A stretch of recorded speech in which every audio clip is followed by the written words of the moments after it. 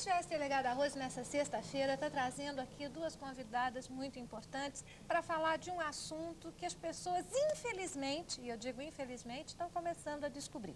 Nós vamos falar com a doutora Rosana, que é psicoterapeuta e ela é presidente da Associação Paulista da Síndrome do Pânico. E com a doutora Carmen Tereza, que é psiquiatra e que também faz parte da associação. Sejam bem-vindas. É um prazer tê-las aqui nessa sexta-feira. Antes de mais nada, antes de começar a falar da associação, eu queria perguntar, e vou perguntar para a doutora Carmen, que é a psiquiatra, o que é a síndrome do pânico, doutora? Olha, a síndrome do pânico está muito falada atualmente e ela é uma doença que foi reconhecida a nível de doença nos Estados Unidos a partir da década de 80. Ela se caracteriza por um quadro de ansiedade muito intensa, mas são crises de ansiedade muito intensas. É importante deixar bem claro que quando ela surge de forma muito repentina, a pessoa sente um mal-estar muito súbito, mas sem nenhum fator que seja desencadeante de tal situação. Então, a pessoa tem uma vida normal até então, segue sua vida tranquila, seu trabalho, sua família, e de repente, de uma forma muito súbita, em lugares assim os mais variados possíveis, praia, restaurante, na casa dela, com os amigos, lugares mais assim, realmente assim, inusitados, ela tem uma sensação de mal-estar muito forte, de uma forma muito repentina. Então, surgem os sintomas que caracterizam essa crise, que a gente chama de crise de pânico, né? Que, na verdade, é uma crise de ansiedade muito intensa, tão intensa que é chamada de pânico. Então, o indivíduo ele passa a sentir uma série de sintomas físicos. Então, ele pode sentir uma sensação de vertigem e de tontura muito forte, uma sensação de boca seca, o coração, aceleração, uma taquicardia, uma sensação de asfixia e falta de ar intensa. Ele pode ter tremor nas mãos, tremor nas pernas, né? Sudorese, a mão começa a ficar fria, né? Ou então sensações de calor também pelo corpo, um desconforto abdominal, né? Às vezes também ocorre isso, uma sensação de aperto no peito.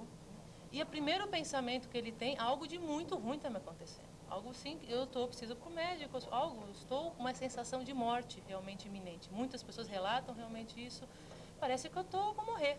Né? E o medo muito grande de enlouquecer, algo estranho está acontecendo. E também nessas situações ela tem uma sensação de estranheza do ambiente. O lugar que era tão conhecido, tão comum, se torna um lugar estranho para ela. Né? O que está acontecendo comigo?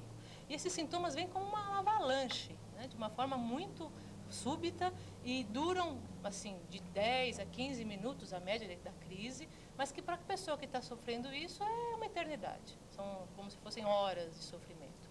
E a partir dessa crise, que é a crise inicial, para a gente poder diagnosticar e poder dizer que uma pessoa está com quadro de doença do pânico, da síndrome do pânico, ela precisa ter essas crises, nessa intensidade que eu falei, por exemplo, num período de um mês, em média de 3 a 4 crises no período de um mês.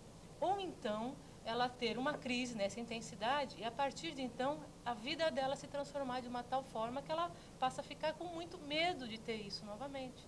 Então, ela vive apavorada. E qual a reação que ela tem no sentido, no que a vida muda? É se fechar em casa, assim, é de fugir do convívio? À medida que ela vai tendo essas crises e com essa intensidade, ela faz um caminho tradicional que a maioria dos pacientes acabam fazendo. Eles vão procurar médicos, porque algo de grave está acontecendo. Então, eles fazem uma série de exames, uma bateria longa de exames, né, cardiológicos, gástricos, né, neurologistas, uma série de exames e que geralmente constatam que não tem nada de anormal fisicamente. Tá? É importante deixar bem claro que na doença do pânico você tem que afastar qualquer quadro orgânico, porque existem algumas doenças físicas, orgânicas, que causam sintomas como esse que eu descrevi, né, esses que eu descrevi. Então, por exemplo, a diabetes, né, a hipoglicemia, que é a baixa da glicose no sangue, o feocromocitoma, que é um tumor bem específico, né? Então tem que fazer sempre um diagnóstico, problemas de tireoide, de hormônios da tireoide. Então é importante, esses exames, até que ele vai fazer, essa série de exames, são muito importantes. Mas ele acaba ficando muito perdido, porque cada médico, cada especialista fala, o seu problema realmente é nervoso, o seu problema é estresse, fisicamente é psicológico, né? Fisicamente você está muito bem, né? Você relaxa, toma esse calmantezinho, né? É esse o caminho que eles costumam fazer. Só que as crises continuam. A doença se instala, quando realmente é a doença, e as crises continuam com uma intensidade muito forte. E aí ele começa a ficar com muito medo, mas um medo muito grande, de fazer as coisas que para ele, então, o que ele fazia antes eram todas muito normais. Mas ele passa a ter um medo de ir no banco, de ir no supermercado, de levar as crianças na escola, e se eu passar mal? E se eu tiver isso? Quem vai me acudir? Quem vai me ajudar? E é um desespero muito grande que a pessoa passa a ter. E aí ela começa a achar, eu estou ficando louca, isso não é normal, eu fazia isso, não é? Minha vida era normal até então, o que aconteceu comigo? E começa a gerar um estado de ansiedade, de medo muito grande. Aí ela tem que viver ao lado de alguma pessoa, ela não sai mais sozinha, ela escreve bilhetinhos aonde eu moro, aonde, olha, se eu passar mal, esse é o telefone da minha casa, o telefone da minha mãe, o telefone... E se apega nos familiares de uma forma muito forte, né? Porque a sensação de medo que acompanha é o constante. É o constante da vida da pessoa. E a vida dela muda assim drasticamente, né? Até se torna mais ou menos fácil fazer o diagnóstico, porque a pessoa relata isso. Eu tinha uma vida normal, eu era uma pessoa que fazia tudo isso, o que aconteceu comigo? Eu não consigo mais fazer coisas que eram tão simples. A doença se instala inesperadamente, sem nenhum tipo de alguma, vamos dizer, de algum fator, de algum sintoma que possa anteceder. Quando ela vem, ela já vem acompanhada de todos esses sintomas que a senhora acabou de descrever. Às vezes, a pessoa está num período de mais estresse, um período de algumas dificuldades, mas na maioria das vezes é de uma forma muito súbita. E como é que a senhora trabalha no seu consultório, o seu atendimento é com os portadores da síndrome do pânico? Não necessariamente. Não necessariamente, claro, mas como é que a senhora começou a se interessar por essa doença?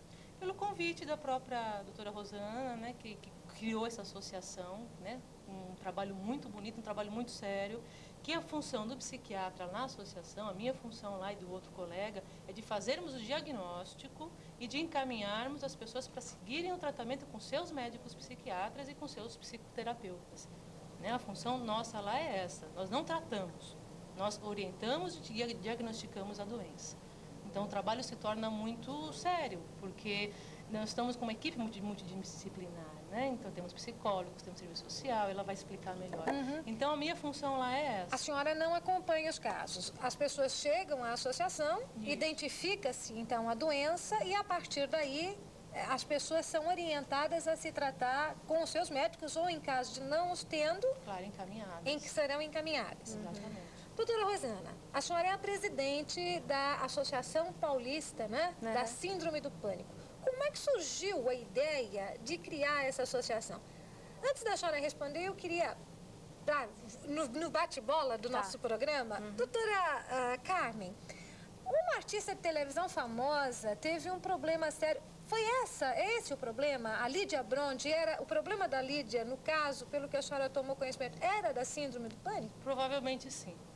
Foi um daqueles mais praticamente que as pessoas, a partir daí eu acredito que se divulgou um pouco mais essa doença. Com certeza, porque a pessoa que é portadora da doença, ela passa a ter muita vergonha também, está vivendo uma situação daquela. Aí ela se esconde. Ela acaba se escondendo, ela acaba criando um recolhimento muito importante para se proteger, porque tudo se torna muito assustador. Tudo se torna muito... Doutora Rosana, nós vamos voltar já para a senhora me contar da associação, mas vou pedir licença às duas um pouquinho. Vou pedir licença a você, como sempre, para chamar a Rose dessa sexta-feira está falando sobre essa doença, né, da síndrome do pânico. E a gente está recebendo aqui nossas convidadas, doutora Carmen Tereza, que é psiquiatra, e a doutora Rosana, que é psicoterapeuta e é presidente da Associação Paulista da Síndrome do Pânico. Nós falamos com a doutora Carmen, ela nos explicou o que é a síndrome do pânico. E eu vou conversar agora com a doutora Rosana para saber, doutora, como é que surgiu a ideia de montar essa associação e como é o trabalho da associação? Tá. Isso é uma coisa que a maioria das pessoas perguntam, né? O porquê que nós criamos essa associação, né? Porque não existe no Brasil inteiro. É um trabalho realmente pioneiro, tá? E foi em função dos nossos próprios pacientes particulares que nós atendíamos em consultório. Então, assim, eles chegavam e perguntavam, não existe ninguém que tenha síndrome do pânico que a gente possa entrar em contato, que a gente possa trocar uma ideia? Porque, na realidade, assim, como a doutora Carmen falou, eles se sentem muito sozinhos, né? Então, nós começamos com grupos de autoajuda, mas no consultório. E nós percebemos que, a partir daí, essa troca, né, essa autoajuda que eles estavam tendo, a nível de psicoterapia, a nível de tratamento também psiquiátrico, as pessoas conseguiram um processo, assim, um resultado bom, né, em termos de produtividade. E eles que nos deram a ideia de montar a associação. Aí eles falaram assim, por que vocês não ampliam esse trabalho para a comunidade, para grupos maiores, né? Então, aí a gente teve essa ideia de montar a associação, que é uma associação filantrópica, né? Sem fins lucrativos. E o que é interessante, assim, que é uma associação que nós fazemos também pesquisas científicas, nós não temos nenhum credo religioso, nenhuma distinção quanto a isso, tá?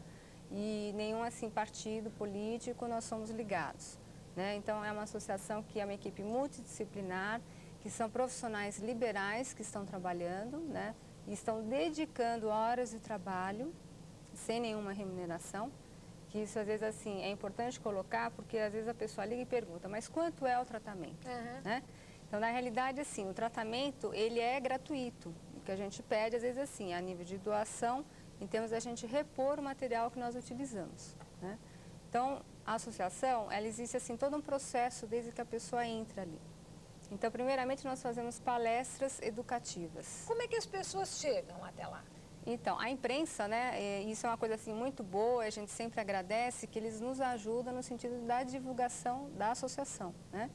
E nesse dia nós fazemos uma palestra explicando todo o trabalho da associação, e aí nós explicamos a respeito também da síndrome do pânico, e nesse mesmo dia as pessoas se inscrevem para passar por uma triagem. Então, o que seria essa triagem? Então, assim, a pessoa vai fazer uma entrevista com um psicólogo, que seria uma entrevista inicial, ou assistente social também, tá? Depois ela vai fazer uma anamnese psiquiátrica para realmente... Que seria a anamnese psiquiátrica, para que as nossas telespectadoras pudessem entender. O que seria a anamnese? No caso, seria de ser feito o diagnóstico diferencial da doença. Né? Porque existem muitos outros quadros psiquiátricos que se assemelham à síndrome do pânico. Então, é importante se fazer o diagnóstico muito preciso, para realmente tratá-lo corretamente e encaminhá-lo corretamente. Então, através dessa anamnese, que é um exame para verificar se realmente a pessoa está sofrendo da síndrome do pânico. Algo que é muito parecido é a fobia, que é muito falada, né? Então, a pessoa que tem um quadro fóbico, ela já existe um medo, existe um fator que desencadeia esses sintomas que eu falei. Então, a pessoa tem medo de avião, tem medo de cachorro, por exemplo, né? Tem fobias das mais variadas. À medida que ela se expõe a uma situação na qual ela vai se encontrar com objetos na qual ela tem muito medo, aí ela passa a ter esses sintomas. Então, isso é fobia, não é uma doença do pânico. Então, outras doenças assim. Então, a anamnese, ela se presta para isso. E depois da anamnese? Depois diagnosticada como síndrome do pânico, ela vai fazer uma outra entrevista mais aprofundada, que nós chamamos de uma anamnese psicológica, tá? Então, a partir daí, aí ela vai participar dos grupos de autoajuda. Então, o que são esses grupos de autoajuda? São grupos que nós fazemos à noite, tá? Segunda ou quarta-feira, começa sempre de 19 até as 21h30. E nesses grupos ela vai ter contato com outros portadores da síndrome do pânico também. E nós fazemos